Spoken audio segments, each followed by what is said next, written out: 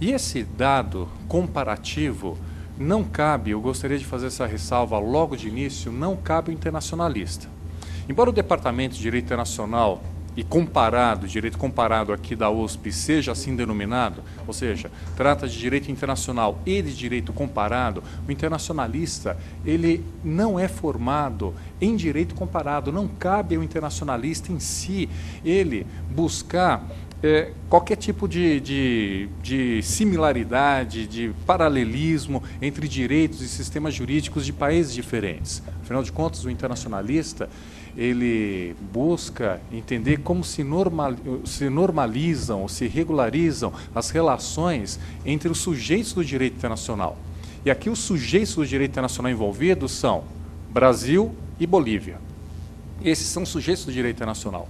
Se na legislação boliviana existe algum aspecto próprio no direito penal deles, no direito processual penal deles, no direito constitucional, no direito desportivo boliviano, que regulamente essa situação, esse fato de maneira diversa da nossa, eu vejo que não cabe ao internacionalista. Embora, aqui vai essa crítica minha, embora o Departamento de Direito Internacional da USP receba, há coisa de 3 anos atrás mudou essa denominação de direito internacional e comparado. Mas direito comparado todos nós podemos fazer.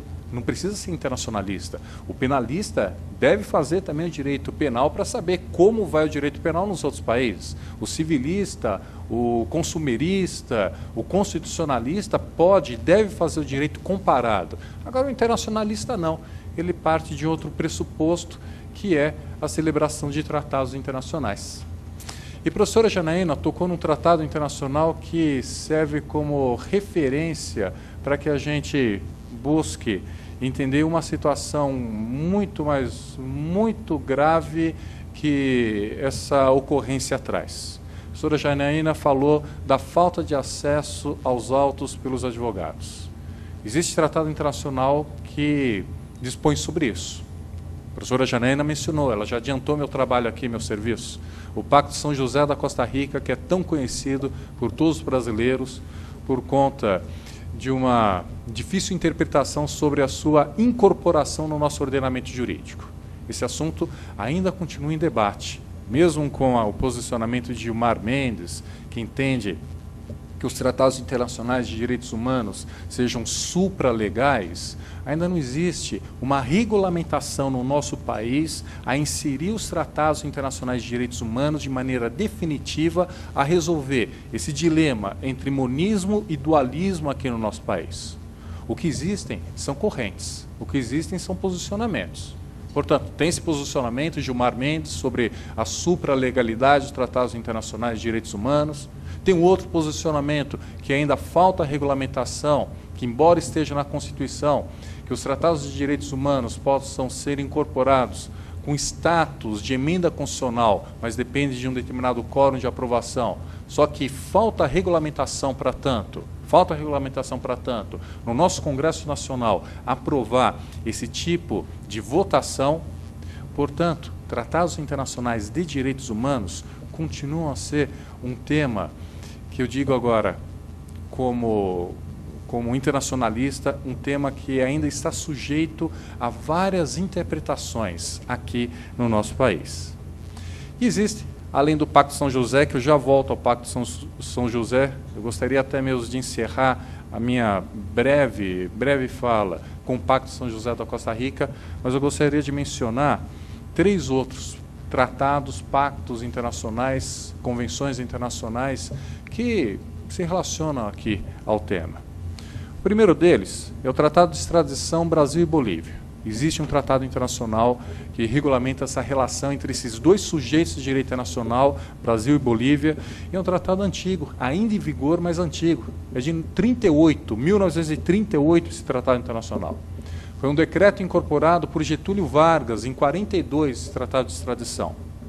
Não cabe aqui no caso, ok? Não cabe diretamente ao caso, porque o brasileiro, como todos sabemos, não pode ser extraditado, o brasileiro nato não pode ser extraditado, existe impedimento na nossa Constituição. Para tanto, salvo engano, nos incisos 51 e 52 do artigo 5º da nossa Constituição, Só que eu quero apontar a existência desse tratado para mostrar que existe uma regulamentação entre os dois países, Brasil e Bolívia, quanto à luta contra o crime.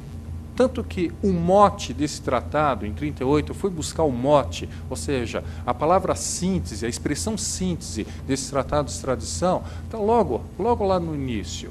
É um tratado de cooperação para se promover a extradição entre nacionais dos dois países envolvidos numa situação de crime, como uma ferramenta, um instrumento de luta contra o crime. Luta contra o crime. Eu não vou entrar nesse campo. A professora Janaína nos traçou uma linha de raciocínio muito clara sobre o significado daquilo que é crime, um significado, sim, palpável do que é crime, não com meras evidências. Eu anotei isso muito bem da fala de professora Janaína, porque de evidências em evidências se constrói, portanto, uma situação de crime? Não, o crime ele precisa estar concretizado. Portanto, no Tratado de 1938 está lá, luta contra o crime. E os outros dois, antes do Pacto de São José da Costa Rica, que eu vou mencionar, são as convenções de Viena sobre relações diplomáticas e a outra sobre relações consulares. Por que eu aponto essas duas convenções internacionais? Porque lá está disposto em ambas que é uma responsabilidade das missões diplomáticas, qualquer que seja a sua composição e a sua incumbência num país estrangeiro. Mas uma missão diplomática, esclareço, quer seja uma embaixada, quer seja um consulado, em ambas essas convenções, aponta que tem uma responsabilidade pelos seus nacionais.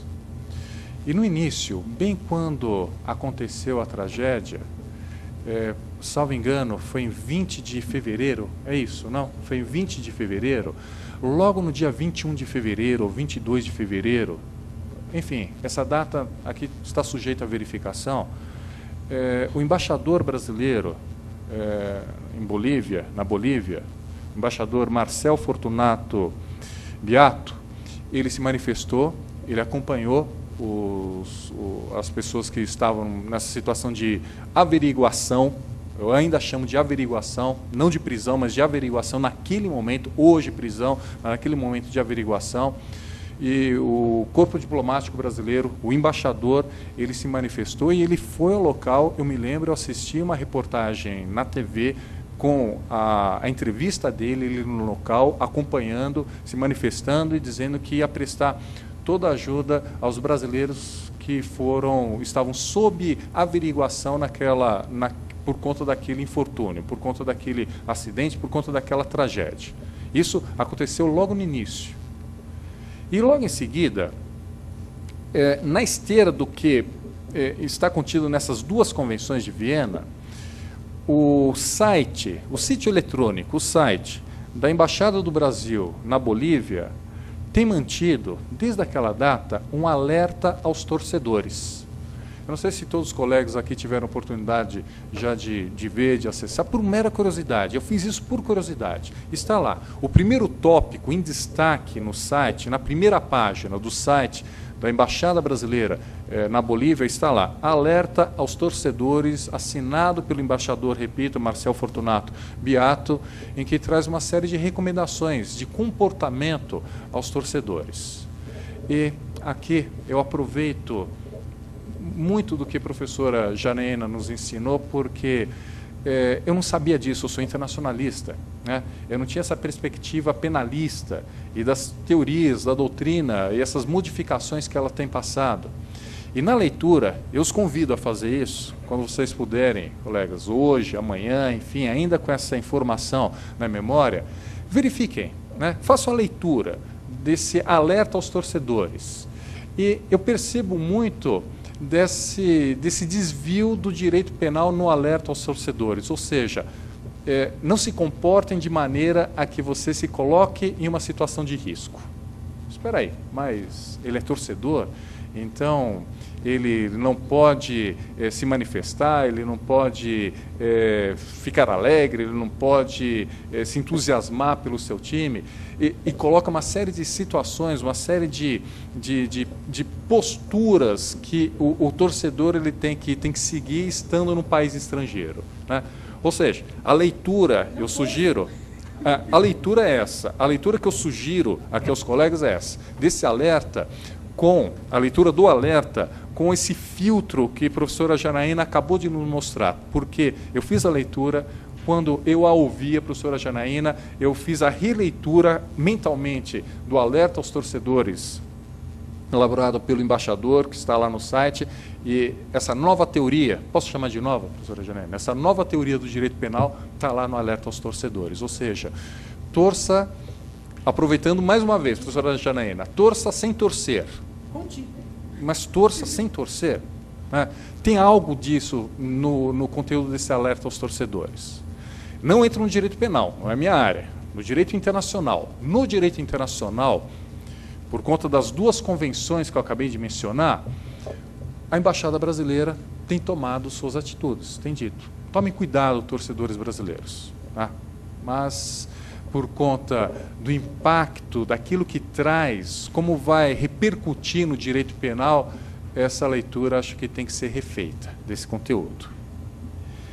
E aí, com isso, eu chego finalmente ao Pacto São José da Costa Rica, que por conta da provocação que o doutor Bercalho acabou de fazer, logo quando gentilmente me apresentou aqui a minha fala, tem um aspecto que não no direito internacional, mas nas relações internacionais nós podemos identificar, né? E eu faço isso não só em respeito a todos os colegas que estão aqui presentes, porque eu sou responsável pelas relações internacionais aqui da Seccional Paulista, mas também, de maneira muito especial, alguns alunos que vieram do curso de Relações Internacionais, que não têm formação jurídica, tem formação em Relações Internacionais. Muito bem, alguns aspectos jurídicos nós estudamos nas relações internacionais. Os aspectos jurídicos representam uma face das relações internacionais. Mas as relações internacionais são extremamente complexas. Elas se apresentam como uma combinação de diversos fatores, diversos elementos. E olha só, eu retribuo a provocação, doutor Brecário, retribuo, ok? Por quê? Pacto São José da Costa Rica, de 1969. O Brasil o ratificou em 92 com reservas. Em 98, aboliu as reservas, suspendeu as reservas, passou a aceitar a competência da Comissão Interamericana e da Corte Interamericana de Direitos Humanos. Um caso como esse poderia ser levado à Comissão Interamericana de Direitos Humanos? Sim, poderia ser levado à Comissão Interamericana de Direitos Humanos. Notaram, meus caros? Eu não estou aqui a fazer direito comparado, estou a fazer direito internacional. Então, poderia ser levado à Comissão Interamericana de Direitos Humanos? Sem dúvida alguma, porque não há acesso aos autos pelos advogados e esse período de averiguação ou de prisão preventiva, ele tem sido excessivo. Afinal de contas, até agora, onde está o resultado dessa averiguação? Cadê o inquérito policial? Onde está o boletim, enfim, daquilo que foi realizado, daquilo que foi já apurado? Poderia ser levado já à Comissão Interamericana de Direitos Humanos.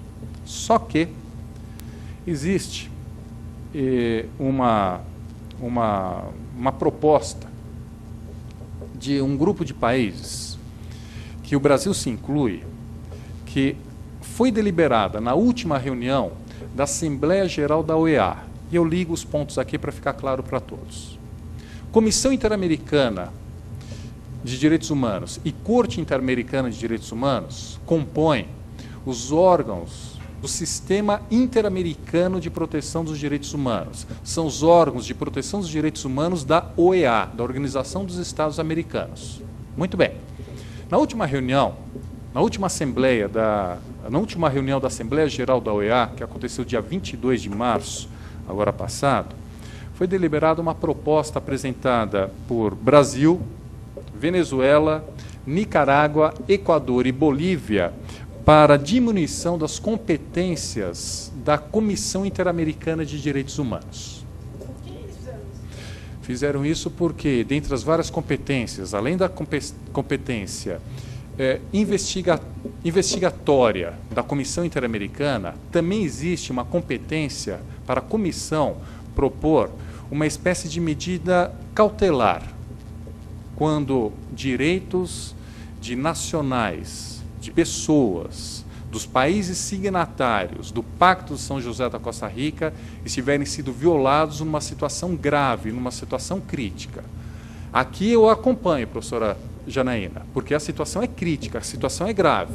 Portanto, a comissão poderia mover um expediente para que, com uma liminar, esses brasileiros que estão lá presos pudessem ser libertados? Sim, poderia. E a proposta de novas competências, de atribuição de novas competências à Comissão Interamericana, por esse grupo de países, no plano das relações internacionais, no plano da diplomacia internacional, era retirar essa competência para se pedir uma medida cautelar para situações, por exemplo, situações como essas. Isso passou? Isso foi colocado em deliberação, não houve uma decisão ainda definitiva, ainda existe essa proposta ainda em curso na OEA para mudança da competência, dessa competência da Comissão Interamericana, de tal maneira que, no plano das relações internacionais, isso que eu quero mostrar, no plano das relações internacionais, em que o fator jurídico, o fator político, o fator diplomático, o fator das relações entre os países está envolvido, tudo numa mesma combinação, no mesmo cenário, existe uma força política também quanto essa restrição de competências da Comissão Interamericana, que poderia se manifestar de maneira cautelar. Acho que o termo no direito penal é esse, né? De maneira cautelar, ok? Poderia se manifestar de maneira cautelar, protegendo os interesses, protegendo a dignidade, a condição desses nacionais, que são brasileiros no caso, mas poderiam ser nacionais paraguaios, poderiam ser nacionais nicaragüenses, poderiam ser nacionais venezuelanos, poderiam ser nacionais até mesmo bolivianos, numa situação como essa. Portanto, o que eu quero trazer aqui, essa abordagem no direito internacional, existem respaldos, existe uma sustentação no direito internacional por conta dos tratados existentes. E no plano das relações internacionais, existe respaldo, só que existe uma movimentação também política quando se fala em competências na proteção dos direitos humanos no plano internacional. Existe essa movimentação por esse grupo de países em que o Brasil se integra numa proposta de redução das competências da Comissão Interamericana. Eu não sei, sinceramente eu não sei, se isso faz parte de uma conspiração. Eu não posso dizer isso porque, como professora Janaína, não tive acesso aos autos, eu faço uma leitura no direito internacional e com as relações internacionais, nesse plano difuso, complexo das relações internacionais, em que uma ferramenta que poderia ser utilizada, ela está sendo abafada, está sendo minorada, ela está sendo mitigada a utilização dessa ferramenta que poderia ser utilizada pela Comissão Interamericana de Direitos Humanos, né? E nesse sentido, a Embaixada Brasileira, ela não caberia se manifestar diretamente sobre isso, porque na conjugação, como todos aqui notaram, o Brasil faz parte desse grupo de países que fez essa proposta de redução de competências da Comissão Interamericana de Direitos Humanos. Tá? Então, no plano das relações internacionais, ficou claro? Não no plano do direito internacional. O direito internacional é uma face das relações internacionais, mas na dimensão multiforme das relações internacionais, o Brasil faz parte desse grupo. Portanto, quando aqui, antes desse nosso encontro, a assessoria de imprensa da OAB perguntou para mim Será que existe uma espécie de retaliação porque o Brasil concedeu o asilo político a um político de oposição, a um líder de oposição, Roger Pinto, nome dele, aqui no Brasil? Será que por conta disso o Brasil tem concedido asilo? Bolívia agora mantém esses 12 brasileiros presos lá? Meus caros, eu não quero acreditar numa possibilidade como essa. Eu não quero acreditar, porque não existem fatos a corroborar uma argumentação nesse sentido. Fatos existem. O Brasil faz parte de um grupo de países, que eu acabei de nominá-los, que fez uma proposta de redução de competências da Comissão Interamericana, especificamente para medidas cautelares. E isso está em curso na Organização dos Estados Americanos. E uma medida cautelar poderia ser utilizada no direito internacional, como ferramenta no direito internacional, para resgatar os 12 brasileiros que estão lá na Bolívia. Eu não sei se eu consegui colocar de maneira mais clara, todavia, todos notam que esse cenário é extremamente complexo. Se a gente utilizar as ferramentas das relações internacionais e do direito internacional, o cenário se torna extremamente complexo. Vamos ver como isso vai se desdobrar, como isso vai se desembrulhar, né, essa situação toda.